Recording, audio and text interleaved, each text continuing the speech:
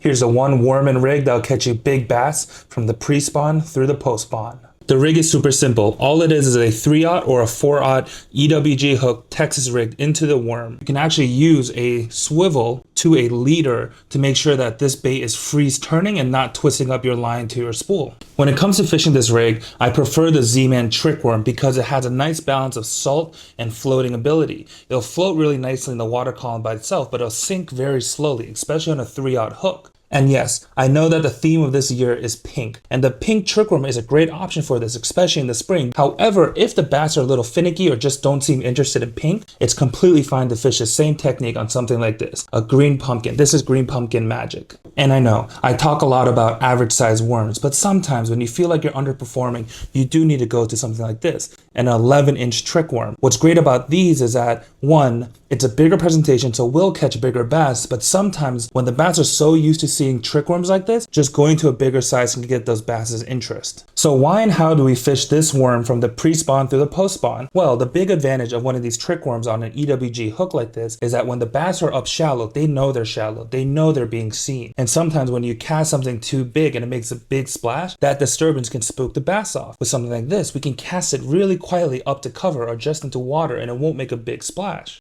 In the pre-spawn, when bass are actively hunting in the shallows, I like to work this bait just like I would a soft body fluke. I'm going to be casting this up into cover or into shallow water and giving my rod a lot of quick jerks, and this bait will kind of jerk left and right just like a fluke. Usually a bass will hit it on one of those quick movements, but if a bass is following it and doesn't really want to eat it, just let it sink slowly and the bass will come and pick it up. And also, because this bait is so weedless, don't be afraid to throw this into the nastiest cover you can find.